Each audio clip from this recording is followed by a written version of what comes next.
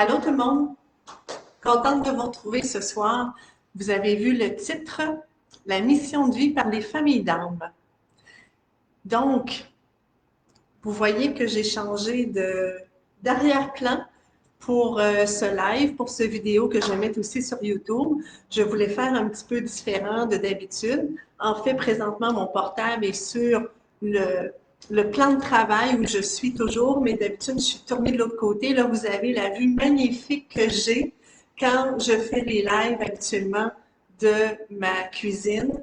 C'est absolument magnifique, hein? C'est ici que je vous reçois quand je fais des formations, puis on descend au sous-sol lorsque je fais mes rencontres en soins. Donc, je souhaitais vraiment vous partager en vidéo et non pas juste en écrit, mission de vie par les familles d'âmes, parce que je me sens limitée quand je vous fais des posts écrits pour vous expliquer un peu ce que sont les familles d'âmes, ce que ça apporte, ce concept-là, ce que ça nous apporte dans la vie, ce que ça nous permet de transformer, de comprendre en nous. Donc, voilà pourquoi je fais une vidéo. En fait, plusieurs d'entre vous savez que j'ai fait une première conférence au Salon Santé, Bonheur et Abondance qui a eu lieu la fin de semaine dernière à Lévis et j'ai triplé ma vie. Il y a tout le temps des zones de sortie de confort un peu inconfortables sur le coup, mais qui m'ont énormément apporté de joie. Et dans la journée qui a suivi, j'ai eu énormément de gens qui sont venus me voir à ma table, à mon kiosque, pour avoir une rencontre sur leur famille d'âme. Alors, je souhaitais faire un peu la même chose, de vous expliquer dans une vidéo vraiment le concept complet. Pourquoi ça me passionne tant, pourquoi j'adore vous accompagner, voir vos yeux briller quand je vous présente votre famille d'âme, votre couleur, votre fréquence, vos qualités, vos forces et vos défis en cette vie, en fait votre but d'incarnation. Alors, je commence du début. J'ai suivi la formation Quintessence auprès de Diane Leblanc il y a maintenant 2 ans et demi pour approfondir le concept des familles d'âme. Parce que j'avais lu son livre en 2008 et je sais depuis 2008 à quelle famille d'âme j'appartiens, les visionnaires du chakra de la gorge. Je vais toutes vous les présenter très bientôt. Et pour moi, ça a été une révélation. Pourquoi? Parce que j'avais mis un masque très épais parce qu'il y avait eu beaucoup de souffrances d'associer à être moi, à être qui je suis. Et depuis que j'ai contacté ces forces-là, qui sont celles, entre autres, de communiquer ma vérité et mes connaissances, de voir que j'avais les forces nécessaires en moi pour le faire, ça a complètement changé ma vie. Je vous dis pas que ça s'est fait en une semaine, ni en un mois, ni en un an. Ça a été un processus sur des années de temps. Mais si je n'avais pas eu cette information-là, je ne serais pas où je suis maintenant.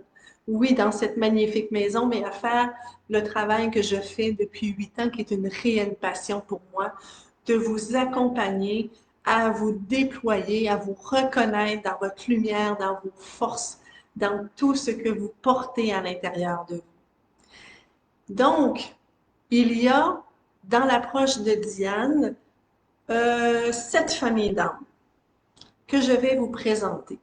Elle aurait pu se baser sur n'importe quoi. Elle s'est basée sur les chakras. La plupart des gens qui me suivent connaissent au moins un peu ce que sont les chakras, sans être un expert, juste avoir une base. Les couleurs, ils sont situés où sur le corps? Diane, elle a 4 enfants. Et lorsqu'ils étaient jeunes, parce que Diane, elle a quelques années de plus que moi, dans la cinquantaine, ses enfants sont rendus fin vingtaine, trentaine, elle a réalisé qu'elle se mettait à voir une couleur qui émanait autour de chacun de ses enfants, qui était différente pour chacun de ses enfants. Et elle savait que ce n'était pas l'aura, car l'aura est vraiment reliée au corps émotif, à nos émotions. Donc, si je suis triste, en colère, heureux ou peu importe, ben, cette couleur-là qui va émaner autour de moi va être différente à chaque fois. Par contre, là, cette couleur-là était toujours la même autour de chacun de ses enfants.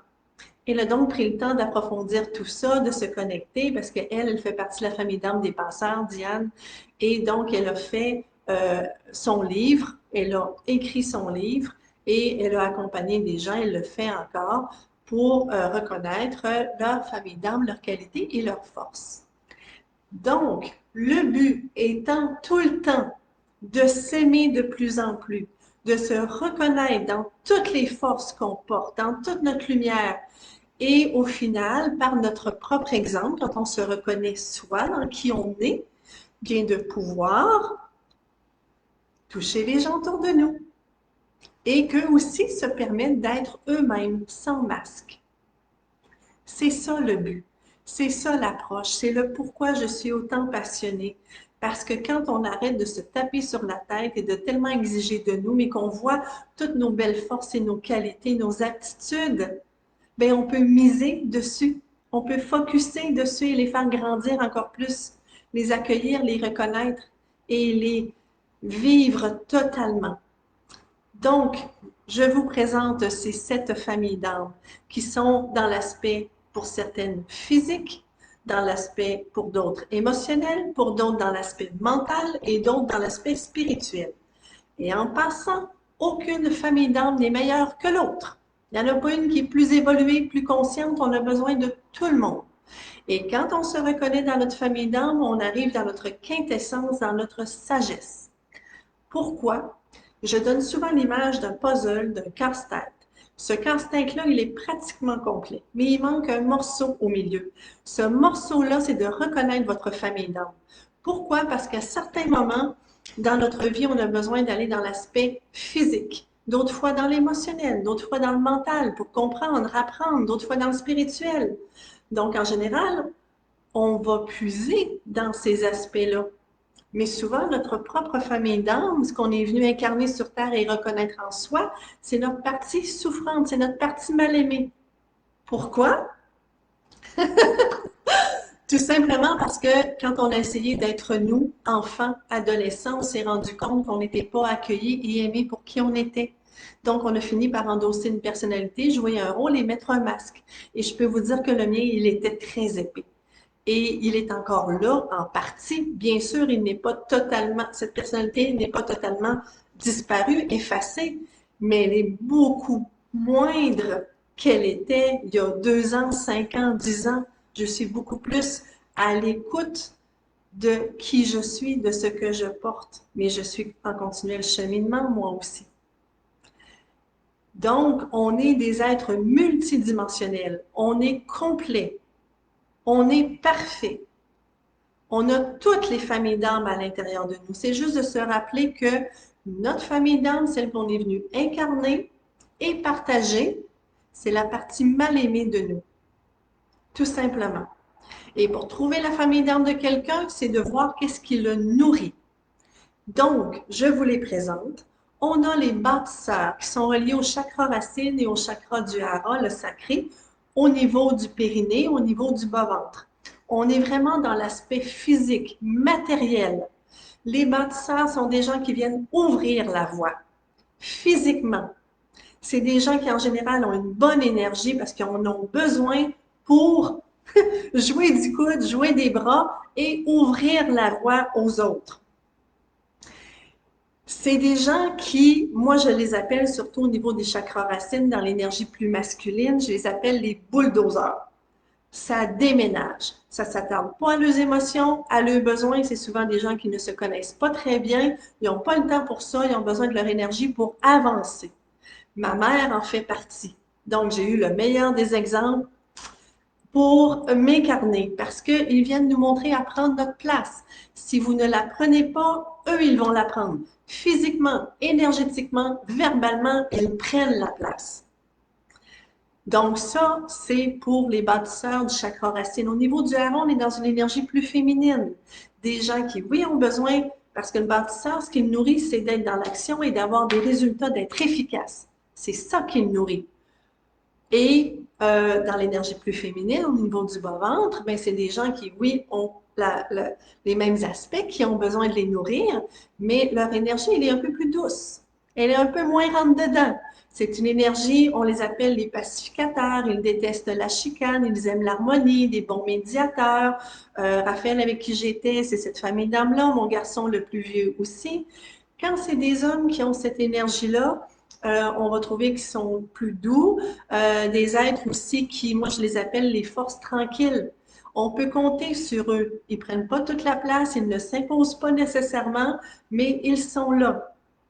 Quand c'est des femmes, souvent, ça va être des femmes qui vont être coquettes, de ce que moi j'ai remarqué, et on peut être en équilibre ou en déséquilibre dans sa famille d'âme. Et si ces femmes-là sont en déséquilibre, ben, elles peuvent tomber dans la manipulation et la séduction. Vraiment, j'en ai connu. Ensuite, chaque famille d'âme a une blessure d'âme primordiale. Et les bâtisseurs, c'est la trahison. Moi, j'ai un ami qui est un bâtisseur du chakra racine, du chakra rouge, et qui disait, je suis entouré d'incompétents à mon travail.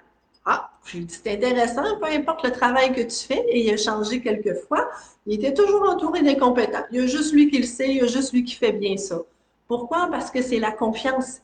Ils ont de la difficulté à donner leur confiance, à avoir confiance. Et c'est une famille d'âmes dans laquelle on va retrouver le plus de personnes qui ont subi des agressions sexuelles alors qu'ils étaient enfants ou adolescents. Et ça a vraiment un lien avec la confiance. Je vous présente ensuite les artisans de paix au niveau du plexus solaire et du cœur. Les artisans de paix sont dans l'aspect émotionnel de l'être. Artisan vient de artiste. Donc, ils ont un côté artistique qui est là. Ça ne veut pas dire qu'ils en sont conscients, mais c'est ce qui va les nourrir aussi. Et artiste, c'est tellement vaste. Sculpteur, dessinateur, chanteur, comédien, styliste, coiffeur, ceux qui font aussi des plats, qui cuisinent, mais avec la petite touche là, que tu n'as quasiment pas le goût de manger le plat tellement c'est beau. Tout ce qui est artistique, la créativité, le beau. Au niveau des artisans de paix du plexus solaire, c'est ceux qui sont encore plus dans l'émotionnel, de ce que j'ai remarqué, que le chakra du cœur. On est vraiment dans le centre émotif. C'est ceux où on retrouve le plus de gens qui ont des problématiques au niveau maniaco-dépression et bipolarité. Ils ont énormément de difficultés à gérer l'émotionnel. Ça les envahit totalement. C'est des êtres qui aiment en général beaucoup les animaux. Des êtres très sensibles, une énergie plus, attendez un petit peu, yang, yin, yin, plus yin au niveau du plexus, plus yang au niveau du chakra du cœur. Quand je dis yin et yang, pour moi, le yin est un peu plus introverti et le yang un peu plus extroverti. Mais encore là, il y a des exceptions. Je vous l'ai dit, ce qui nous aide à cibler la famille d'âme de quelqu'un, c'est qu'est-ce qui le nourrit. C'est pas tant son aspect physique, ce n'est surtout pas l'emploi qu'il fait, parce qu'il y a tellement de gens qui sont pas dans un emploi qui les nourrit et qu'ils aiment. J'en vois toutes les semaines. Donc, c'est vraiment qu'est-ce qui nourrit la personne.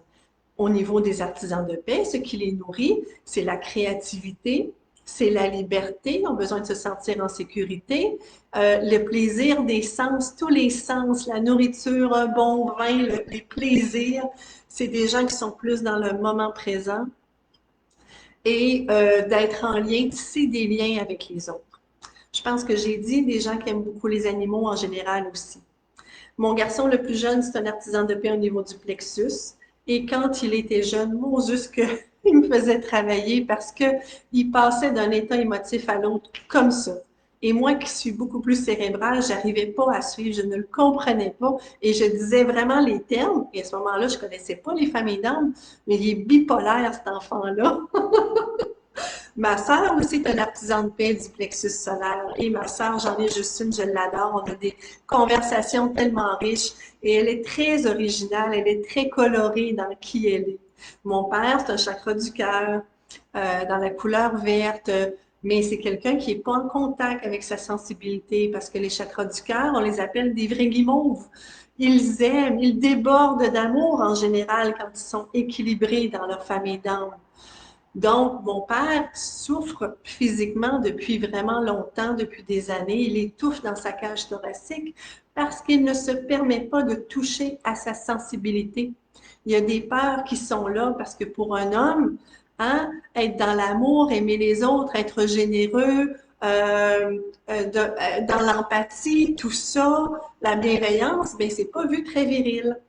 Donc, tantôt, je vais vous expliquer les familles d'adoption. Où est-ce qu'on va souvent se réfugier pour se protéger? Ça, je vous en parle tantôt. Mon père se réfugie ailleurs que vraiment dans sa fréquence à lui.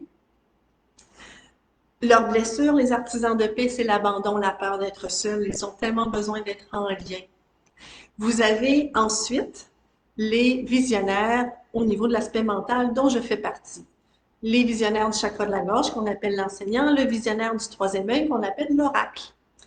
Donc, des gens qui ont besoin de comprendre, c'est ça qui les nourrit, comprendre qu'il y a un sens, besoin d'apprendre, besoin de transmettre leur vérité, leur connaissance, leur vécu, ce qui fait sens pour eux. Ils ont vraiment besoin de communiquer tout ça et quand ils ne se le permettent pas, bon, ben, les problèmes de santé vont arriver. Moi, je me souviens qu'aller jusqu'au début de la trentaine, j'avais tout le temps une boule dans la gorge et elle n'était pas physique, elle était énergétique, mais je la sentais physique. Et quand j'ai fait ma première formation énergétique au début de la trentaine, j'avais 32, 33 ans, à travailler avec cette énergie-là, et c'était la première fois pour moi, elle a complètement disparu. Cette boule-là, ça a été vraiment de la magie. Donc, les visionnaires, leur blessure primordiale, c'est le rejet parce qu'ils se sentent souvent différents. Ils se sont toujours sentis différents, incompris. Ils ont l'impression que leurs paroles, on déforme leurs paroles. Donc, ils n'osent plus s'exprimer parce qu'ils disent les gens comprennent pas ce que je veux dire, on me comprend pas. Et donc, le rejet est vraiment la blessure la plus importante, se sentir différent, incompris, de la difficulté à prendre leur place, leur juste place. Est-ce que je prends trop de place? Je prends toute ta place, mais j'ai besoin de prendre la mienne. Voilà pour les visionnaires. Et on a les passeurs au niveau de l'aspect spirituel, des gens qui sont, qu'ils en soient conscients ou non, toujours branchés à l'au-delà. C'est ceux qui ont toujours un pied de ce côté-ci du voile et un autre pied de l'autre côté du voile. Mais oui, il y en a qui n'en sont pas conscients. Moi, j'ai un neveu qui a 27 ans, qui travaille dans le domaine de l'architecture, il est technicien, et Samuel, il a ce côté-là de se sentir, je crois, appuyé par l'invisible parce que il aime découvrir, il aime l'inconnu, il va partir en voyage, pas de sac au dos, ils n'ont pas des voyages organisés.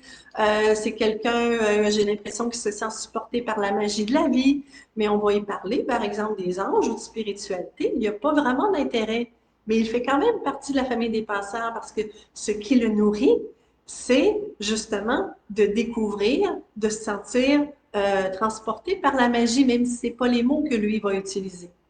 Et il y a beaucoup de penseurs, et ça n'a pas nécessairement de lien que penseurs d'âme. C'est vraiment la famille d'âme des penseurs tout court. Il y en a plusieurs qui ont des problèmes d'entité chez eux. Pas tous, mais j'en ai vu plusieurs dans mes clients qui ont cette problématique-là, parce qu'ils les attirent. Mais il y a toujours des solutions. Et donc, voilà présenter rapidement chacune de ces familles d'âme. Et quand on reconnaît notre famille d'âme, qu'on prend le morceau de puzzle qui manquait, qu'on vient le placer, qu'on se reconnaît de plus en plus dans qui on est, qu'on se permet d'être soi, sans peur d'être jugé, rejeté, abandonné, bien à ce moment-là, tout s'aligne comme un sapin de Noël, tous les chakras, toutes les familles d'âme s'alignent. Et là, on arrive dans la quintessence de l'être, ou si vous préférez, dans notre sagesse. Moi, il y a peut-être 2 ans de ça, Diane, elle m'a dit, là, Lucie, j'espère que tu le sais, tu es dans ta quintessence. Et le visionnaire, ben, c'en est un qui doute beaucoup de lui. Enfin, j'ai fait, ben, moi, je me sens pas parfaite. Elle dit, je te dis pas que tu es parfaite, mais elle dit, tu te reconnais dans la vibration que tu es venue partager. Donc, tu es dans ta quintessence. Bon, ben, j'ai dit cool d'abord. Fait que voilà présenter les familles d'âmes. Maintenant, je vais vous parler du fait que pour plusieurs êtres humains, et j'en fais partie, on se réfugie dans une famille d'âmes d'adoption. Donc, on va aller dans une autre fréquence, une autre couleur, tout simplement parce que quand on est arrivé dans notre famille biologique, nos parents souvent font partie d'une autre famille d'âmes que la nôtre, et c'est pas qu'ils ne nous aiment pas, c'est tout simplement que pour entrer en contact, en lien avec nous, arriver à nous comprendre, ben c'est toujours plus facile de comprendre quelqu'un qui nous ressemble. Donc, ils ont voulu nous changer, comme j'ai fait la même chose sûrement avec mes garçons. Hein, ils ont 22, 25 ans, là j'ai 51, je ferai les choses autrement. Mais c'était ainsi. Et donc, quand on se rend compte qu'on ne peut pas être soi-même, ben, on ne veut pas être rejeté puis abandonné puis se ramasser tout seul. Donc, on fait, bon, ben, OK, maman, papa veulent que je sois comme ça, comme ça, comme ça, ben, je vais être comme ça. pour leur plaire, pour être aimés. Donc moi, par exemple, qui suis une visionnaire du chakra de la gorge, ma mère me disait, prends pas trop de place, dis pas ça se dit pas. Et au fil des jours, des semaines, des mois, des années, à un moment donné, tu enregistres. OK, c'est pas bien vu, ma mère m'aime pas. J'ai pas des bons commentaires, je suis pas aimée, je suis pas accueillie, compris quand je suis moi. Ben, je vais être quelqu'un d'autre de bord. Alors moi, je me suis réfugiée dans l'artisan de paix du chakra du cœur. Parce que ici, on pense à tout le monde sauf à soi. On donne, on est généreux. Donc, je me suis réfugiée là. Et je peux vous dire que mon masque, il était très épais. Ça a vraiment pris du temps avant qu'il s'effrite un peu et qu'il devienne plus mince. Mais bien sûr qu'il est encore là. Ça m'arrive encore de m'oublier pour les autres, de penser aux besoins des autres avant les miens et de donner un peu trop, donc de donner un peu trop d'énergie. Parce que le but, quand on se reconnaît, puis qu'on s'aime assez, c'est qu'on se nourrit soi, on se remplit soi, et quand on est plein, notre lumière irradie complètement, et là, on peut nourrir les autres. Donc, c'est pas aux autres à nous nourrir, c'est à nous à se nourrir. Donc, c'est ça la famille d'âme d'adoption. Et ça, quand je fais les rencontres, je suis capable d'aller voir si la personne a mis un masque, a joué un rôle ou pas. Je vous dirais qu'à date, ce que je me rends compte, il y a 80-85% de ma clientèle qui s'est réfugiée dans une famille d'âme d'adoption, tout simplement pour survivre, pour continuer à vivre sur la planète. Parce que sinon, soit qu'on serait ramassé à l'asile ou on serait suicidé. Donc, on est fort d'être encore là, ça nous a servi, mais à un moment, ça ne sert plus. Donc, on s'en va se reconnaître dans qui on est. Dernière chose que je veux vous mentionner, parce qu'on peut vraiment aller loin dans cette belle approche-là. Premièrement, reconnaître sa famille d'âme. Deuxièmement, voir si on a mis un masque. Et quand je vous dis aller plus loin, c'est qu'on peut aller voir dans notre famille, que ce soit notre famille de sang biologique, nos parents, nos frères et sœurs, ou que ce soit la famille que nous, on s'est créée avec notre conjoint et nos enfants, ou les deux. Est-ce qu'il y a eu des rôles de jouer dans cette famille-là? En général, oui. Je vous donne un exemple de la famille que moi j'ai créée avec le père de mes enfants, Alain, qui est maintenant décédé, et mes deux garçons, William et Xavier. Donc, c'est un jeu de chaise musicale, tout simplement. Vous allez voir, c'est vraiment simple. Donc, moi, j'étais assis, hein, on prend 4 chaises, assis sur une chaise, j'ai allé manger une bonne crème glacée, miam, miam, miam. J'étais assis sur la chaise de l'artisan de paix du chakra du cœur, mais ce n'était pas la bonne chaise. Moi, ma chaise, c'était le visionnaire du chakra de la gorge, l'enseignant. Mais comme je voulais plus aller là-dedans, parce qu'il y avait eu beaucoup de souffrance, ben, j'étais assis sur la chaise de l'artisan de paix du chakra du cœur. Et le père de mes enfants, quand je l'ai connu, et jusqu'à sa mort, il est resté sur cette chaise-là, il était un artisan de paix du chakra du cœur, mais il était assis sur la chaise du bâtisseur chakra rouge. Pourquoi? Parce que pour un homme, c'est viril. Hein? On est fort, on est dans l'action, on règle des problèmes. Testostérone. Fait qu'il y a beaucoup d'hommes qui font ça quand leur famille d'âme, à eux, elle est plus dans des qualités qu'on pourrait dire un peu plus féminines. Donc, lui, il est allé là. Et son âme, ce que j'ai compris après son décès, elle avait dit, moi, je n'irai pas là. Ben, son âme, ou on pourrait dire sa partie plutôt humaine, avait décidé de ne pas aller là. Donc, il n'est pas allé dans cette incarnation-là. Ce qu'il faut comprendre, c'est que si on renie toute notre vie, ce qu'on porte en soi, ce qu'on est venu reconnaître et partager, notre corps ne sert plus. Il ne sert plus. Donc, il va mourir par accident, par maladie, et il va revenir dans un autre corps avec un meilleur bagage pour se reconnaître. Donc, je continue mon exemple de la chaise musicale. Je suis assise sur la mauvaise chaise, le père de mes enfants aussi. Et vous voyez, avez-vous remarqué que moi, j'étais assise sur sa chaise à lui? Ouais, on a fait ça tous les deux. Mon plus vieux arrive, William, c'est un bâtisseur du chakra du hara dans l'énergie plus douce. Mais il ne peut pas s'asseoir sur la chaise du bâtisseur. Son père est assis dessus. Fait qu'il se dit, ben, si je peux pas être un bâtisseur, puis je suis venu pour ça, ben, je vais en choisir une autre. Et lui, il a décidé qu'il allait dans le passeur. Il a décidé qu'il s'évadait, qu'il était lunatique, qu'il n'était pas là, qu'il était dans ses rêves, voilà. Fait que lui, il s'est réfugié là, et même à 27 ans, aujourd'hui, il est encore là. Pas 27, ça c'est mon neveu. Il y a 25, mon garçon.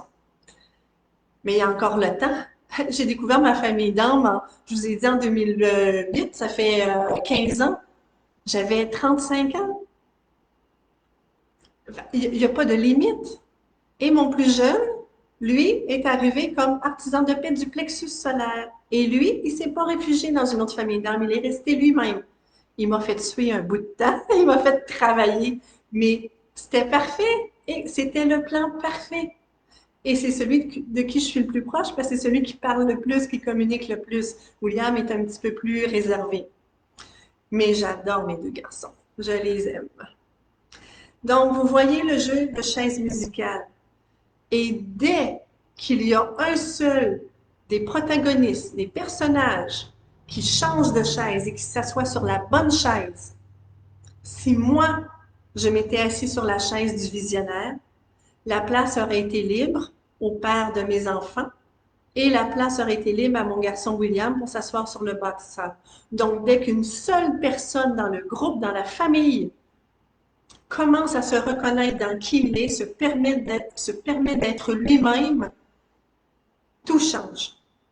Je vous dis pas encore une fois que ça change en une journée, une semaine, un mois, un an, mais ça va se faire, ça n'a pas le choix. Pourquoi? Mais parce que tout est énergie, tout est vibration. Donc, si votre façon à vous de réagir, de parler, de penser, de combler vos besoins, d'exprimer vos émotions, votre vécu se transforme, c'est sûr que ça va impacter les gens avec qui vous vivez. Ça va les bousculer pendant un certain temps, mais eux vont avoir à se repositionner aussi. Donc, tout va changer et vous allez leur faire le plus beau des cadeaux de leur permettre à eux aussi d'être eux-mêmes. C'est ça qu'on vient faire. Par notre exemple, on permet aux autres d'être qui ils sont. Quand j'ai dit à ma sœur, il y a plus qu'un an, à quelle famille d'âme elle appartenait, je vais toujours m'en souvenir et je suis sûre qu'elle aussi, on était au restaurant à 5 fois et je lui déballais toute la beauté de sa famille d'âme et elle s'est mise à pleurer. Et quand elle a été capable de parler, elle a dit, tu viens de me décrire dans tout ce que je suis, dans ce que j'ose pas être. Et elle dit, par ta façon de me dire qui je suis, c'est comme si tu me donnais la permission d'être moi. Et j'ai dit, c'est exactement ça. Alors, c'est ce que j'avais à vous partager ce soir en souhaitant que ça vous ait apporter, amener plus de compréhension sur cette belle approche-là. Donc, si je vous ai, en décrivant les familles d'âmes au départ, vous avez eu l'impression que vous étiez peut-être dans une de ces familles d'âmes-là, ben c'est peut-être pas le cas. Parce que souvent, spontanément, on va cibler notre famille d'adoption, notre personnalité, le rôle qu'on joue. Pourquoi? Parce que ça fait tellement longtemps qu'on joue, 30 ans, 40 ans, 50 ans, qu'on y adhère complètement. Et que souvent, comment est-ce qu'on dit ça? On obtubile, omet, en tout cas, vraiment notre fréquence à nous. Donc, moi, ça me fait plaisir de vous accompagner dans ces belles rencontres-là. Et il y a une formation que je vais commencer à offrir en octobre pour tous ceux qui souhaitent travailler avec cette approche des familles d'âme, que ce soit pour eux-mêmes ou dans leur travail professionnel. Plus on se reconnaît, plus on s'aime, plus la lumière émerge chez tous et le monde ne s'en porte que mieux. Alors, merci d'avoir écouté. Si vous avez des questions, vous m'écrivez. Ne vous gênez pas d'écrire sous la vidéo aussi. Et je vous souhaite la plus belle des soirées, la plus belle des semaines. Bye bye tout le monde. À bientôt.